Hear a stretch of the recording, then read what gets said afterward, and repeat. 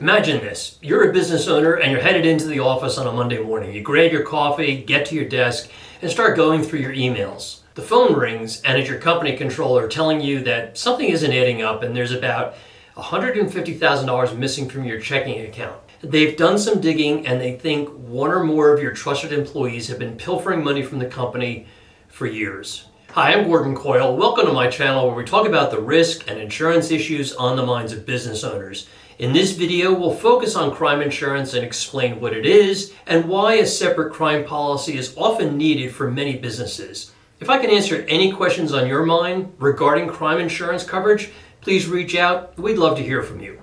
So, this scenario of a business owner discovering that trusted employees have been stealing from the company is not fiction. This happens with greater frequency than most would believe. According to the Association of Certified Fraud Examiners, about 95% of businesses will experience some form of employee theft during their lifespan, and about 5% of annual revenue is lost to employee fraud every year. The FBI says that employee theft is responsible for more than $50 billion in annual losses in the US every year.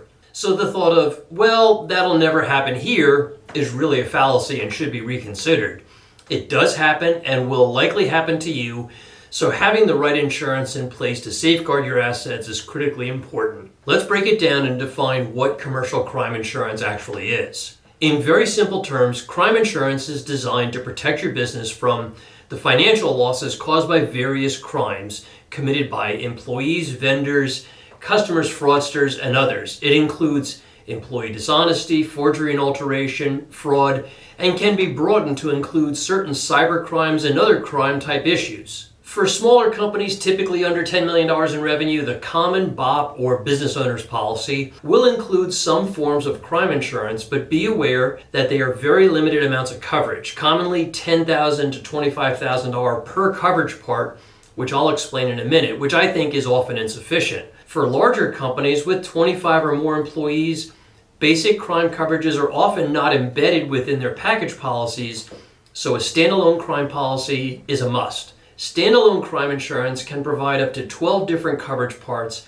and can be customized to fit your company's specific needs. For this video, let's just focus on 3 crime coverage parts that I feel are the most critical: employee dishonesty, forgery and alteration, and computer frauds. These are the most common loss scenarios that we see most often. Let's start with employee dishonesty.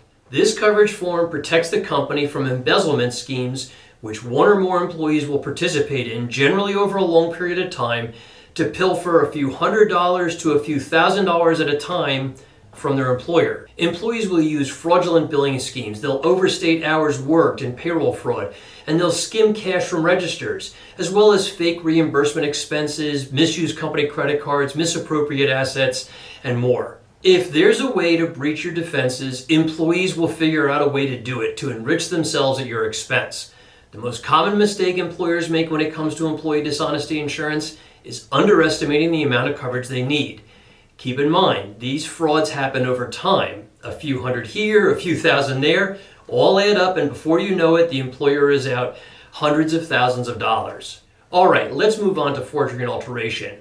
This is a crime risk that is becoming increasingly common. What happens is a check that you've written, say, to a vendor, is intercepted on its way to that vendor and it's washed, which means the payee name and the amount of the check are removed or washed from the check and replaced by the criminal's name and the amount they want to steal. Typically, the amount will begin small, under $10,000, and grow larger as each replication of that check happens. There are a lot of risk management steps that can be taken to prevent these checks from being cashed, like wiring money instead of using checks, as well as specific programs your bank may have, such as when each check is written, it's entered into an approval system in the bank's computer, and no other checks are cashed other than these. But for those amounts that do slip through, or when you don't have risk controls in place, forgery and alteration insurance in a crime policy will cover these payments. Finally, let's talk about computer frauds, and this will include wire transfer frauds, frauds that emanate from your premises, and those that emanate from your bank. All of these types of frauds are potent and need to be addressed properly. Cyber insurance may cover some aspects of wire transfer fraud, but often that coverage is limited to only $250,000.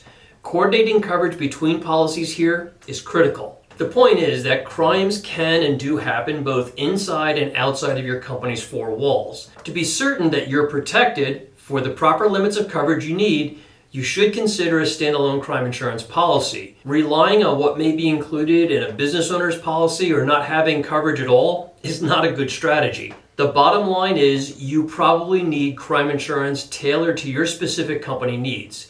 Your broker may never mention it, and you'll only learn about this gap in your corporate protection when it's too late, after you've had a loss. Crime insurance is affordable and easy to get. Want to learn more? Reach out and let's connect. I'd be happy to review your existing policies to explain what you do have and where you may have shortfalls and how we'd fix that. No pressure at any time, just solid advice you can trust. Thanks for watching, and if you found this video helpful, please give it a like. Thank you.